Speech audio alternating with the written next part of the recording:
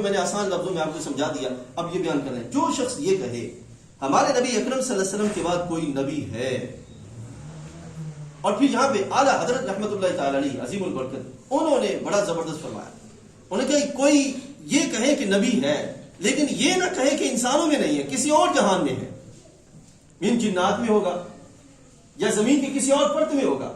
یا کسی اور پہلو میں کسی جگہ پر کوئی نبی علیہ السلام کے بعد پایا جائے گا۔ اعلیٰ فرماتے ہیں جہاں بھی وہ سرکار کے بعد کسی کو نبی مانے کافر ہو جائے گا، جہاں بھی کسی بھی لحاظ سے سرکار کے بعد کسی کو نبی مانے وہ کافر ہو جائے گا، کیونکہ اس نے نص کا انکار کیا، یعنی کہ قرآن مجید کی واضح دلیل کا انکار کیا۔ اس طرح جو اس میں شک کرے، میں نے کیا بیان کیا، اس میں شک کرے، شک کس طرح ہو سکتا ہے بعد میں کوئی نبی آ جائے، ہو سکتا ہے، یہ شک کی کیفیت ہے، ہو سکتا ہے ایسا ہو جائے، ہو سکتا ہے ایسا ہو جائے، لہذا جو شک کرے فرماتے ہیں وہ بھی کافر ہو جائے، ایک انکار کرے وہ کافر، دوسرا ہے مانے لیکن پورا نہ مانے وہ کافر، تیسرا پورا مانے لیکن اس میں مانے کا بدلہ کرے وہ بھی کافر، ہمیں یہاں پہ جو شک کرے وہ بھی کافر۔ یہ ہے پہلے اللہ کے فضل سے مسلمانوں کی اپنے نبی علیہ السلام کی شان خاتمی ہے، یہ پہلے ہے، اور جس نے محمد صلی اللہ علیہ وسلم کے بعد دعوی نبوت کیا تو اس کا یہ دعویٰ کرنا سوائے باطل اور کفر کے کچھ نہیں، سوائے باطل کے اور کفر کے کچھ نہیں۔ اب یہاں پر آگے بڑھتے ہوئے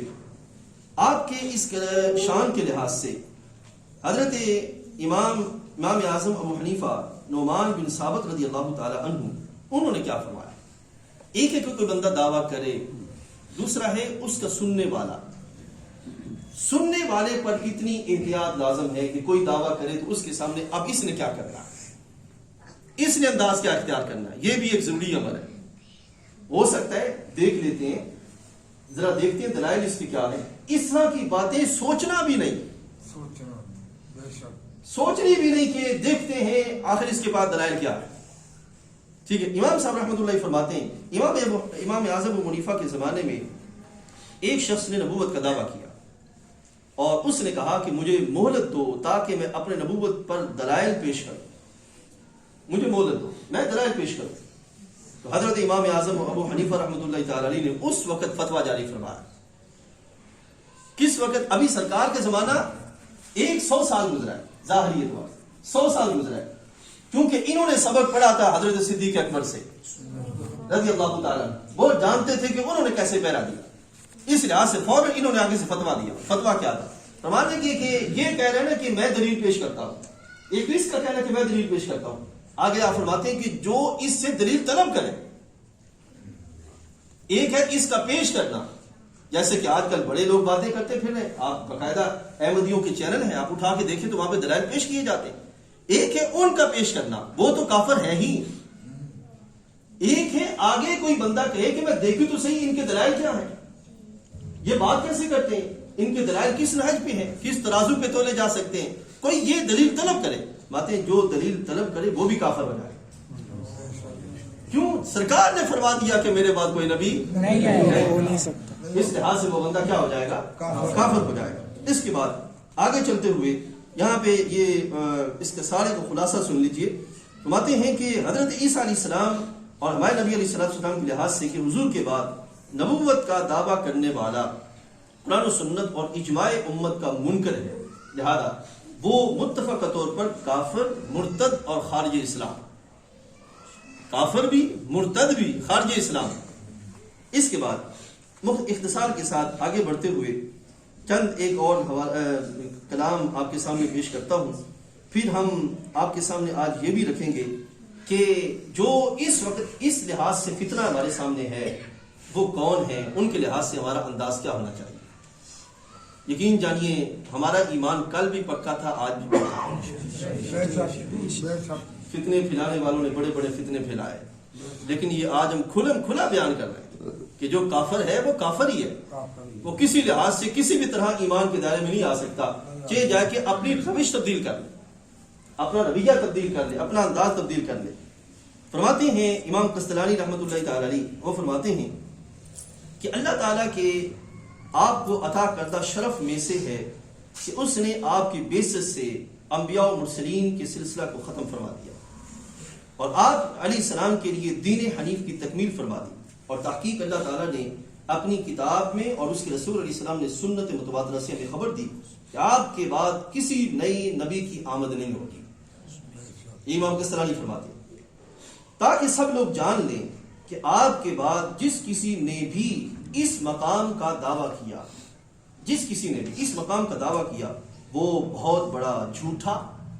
دجال، گمراہ اور گمراہی پھیلانے والا ہے.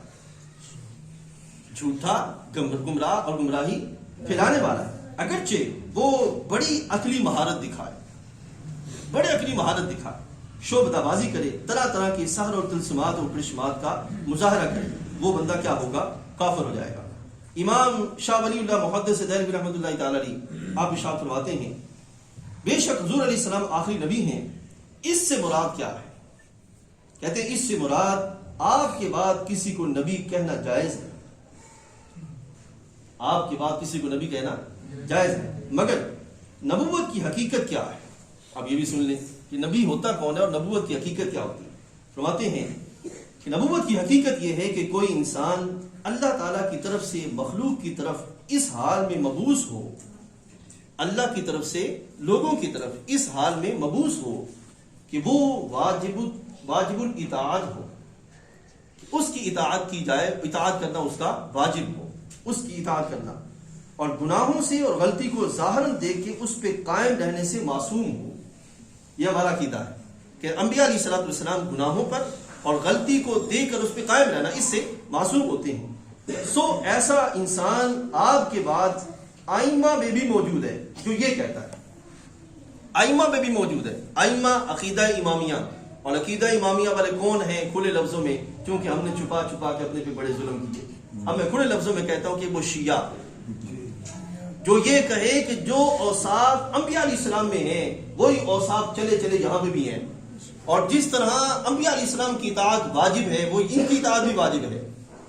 جو اس طرح کہے، آپ فرماتے ہیں ایسا کہنے والا زندیق ہے، پرلے درجے کا گمراہ ہے. ایسی چال چلنے والے شخص کے قتل پر احناف کا اجماع ہے، اس کو قتل کر دیا جائے. یعنی کہ ہم اس بات کو ہرگز تسلیم نہیں کرتے کہ کوئی بھلے نیچے کتنے مرتبے کا ہو اسے اٹھا کر نبی علیہ السلام کے درجے پر رکھ دیا جائے. ہم یہ نہیں کہتے، ہم یہ کہیں گے کہ جس طرح وہ ذات یکتا ہے اس نے اپنے حبیب کو بھی یکتا بنایا ہے. اور پھر یہ بھی یاد رکھیے، ایک ہے دائرہ نبوت، ایک ہے دائرہ ولایت. جو دائرہ ولایت میں ہے وہ ولایت کے کتنے ہی مقامات طے کر جائے وہ دائرہ ولایت میں ہی رہے گا، وہ دائرہ نبوت میں نہیں جا سکتا. اور جو دائرہ نبوت میں ہے وہ کسی بھی لحاظ سے اس کیفیت کے حامل نہیں ہے کہ کوئی دوسرا ان کی صفات پکڑ جائے. ہاں ان کی اطاعت ضرور رکھے گی کہ اس کی اطاعت کی جائے اور ان کے لحاظ سے اتباع کا سلسلہ رکھا جائے. تو آپ فرماتے ہیں کہ جو شخص نبی علیہ السلام کی نبوت کا اقرار تو کرے مگر نبوت کی حقیقت آپ کے بعد ائمہ میں بھی ثابت کرے. شیعہ وہ کہتے ہیں جناب جو ہے وہ امام جو ہے وہ واجب الاطاعت ہیں، ان کی بھی اطاعت کی جائے گی. ہم اہل سنت کہتے ہیں کہ نہیں، قرآن فرماتا ہے اطاعت اللہ کی اور اللہ کے رسول علیہ السلام،